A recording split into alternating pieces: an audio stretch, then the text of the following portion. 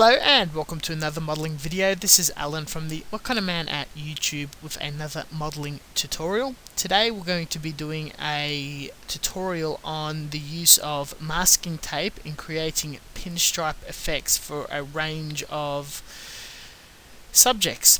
Anything from a singular line on a aircraft, car, to a tartan or skirt kilt.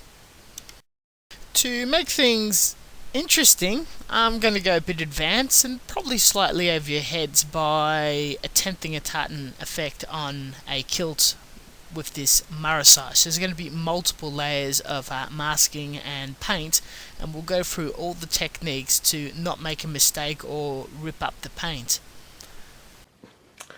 These are the pieces in question from the high grade marasage model, the skirt pieces. What I will be doing is, or what I've already have done is lacquer prime and a synthetic lacquer overcoat. Lacquer is ideal for masking as it's got the strongest bond and the paint does not lift anywhere near as easily as acrylic or enamel. Enamel's pretty good, but allow a week to dry before taping and lifting. This I'm only allowing 24 hours between coats. Acrylic unfortunately can get a bit of a sticky-ish residue, so this is all something to keep in mind. And with masking tape of choice, there are a lot on the market for us hobbyists. The Tamiya brand low tack stuff is ideal.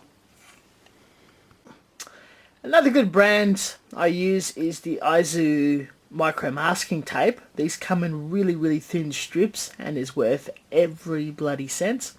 Can be found in a lot of online Japanese hobby stores. I'll be using this and a combination of cutting my own Tamiya tape to a different thickness. So we're on a cutting mat with a metal ruler and a sharp knife, new blade always. Going to cut about 2mm, since the other one I've got is a 1mm, and get nice and deep cut straight against the line.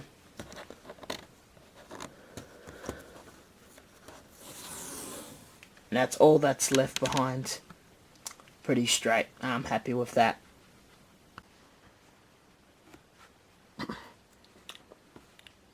Now, touching the tape as little as possible, we're going to apply as straight as we humanly can to the piece.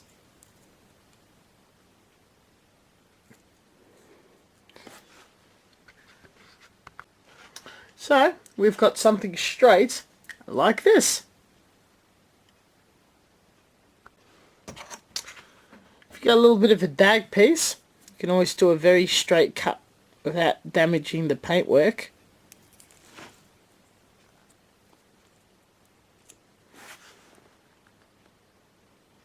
And there we go. As we can see, the masking is nice and covering all the pieces that I want. When another colour is applied on top and the tape is removed, the colour underneath the tape will still be retained.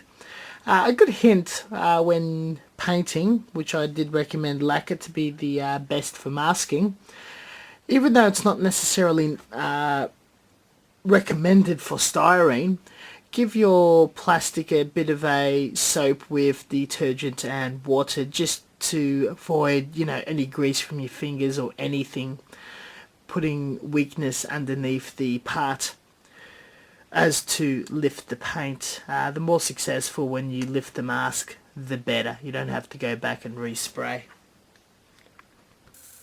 Just some airbrushing notes. Keep the PSI fairly low and dust on as thinly as humanly possible in very short bursts and sweeps across the actual mask.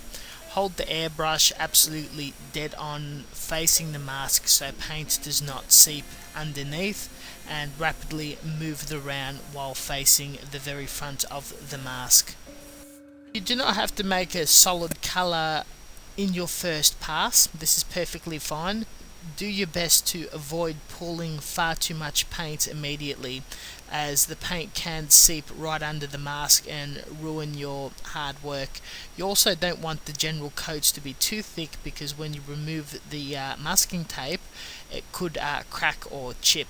It's also good practice before you put a coat of paint, unless you're very confident. Maybe clear paint over the masking first in case there is to be any seepage, but again, very thin. Once you've applied a coat of paint and about to apply a mask, patience is extremely important and a major factor to the skill and success of this work. The paint needs to dry and cure 100% before attempting of applying mask, or no matter what, it will latch to the paint and tear it up. Allow the maximum amount of time required for the said paint to fully cure. Lacquers a day, acrylics a few days, enamels well over a week for guaranteed success. Once everything is completed and you've taken the advice from this video to attempt this technique and apply any sort of tape masking or pinstriping on your model, and allowed full drying and curing before the removal of the tape, you should come across a nice finish like this.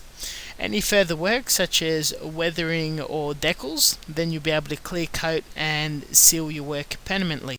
With care not to damage the existing paint, and cutting the masking material onto the model into panel lines, grooves, across detail, you should be able to achieve all sorts of interesting lines, rectangles and shapes or camouflage across your model in the pictures accompanied of older projects I have worked on and completed said technique over the past few years. It can be a lot of fun, and a lot of very interesting effects and interest can be brought onto your model via the use of different colours and the successful application of masks without mistake or ruin. Masking is just a tool and a technique. It's nothing to fear or dread, but something definitely to respect. With this advice, I'm pretty sure your chances of doing successful masking via an airbrush or rattle cans can work out very well. Thank you very much for watching, and until next time, I hope this tutorial and video heads you in the right direction of this interesting technique. Catch you later. In the next two videos, we'll look at carbon fibre effect on this marasite as well as its review.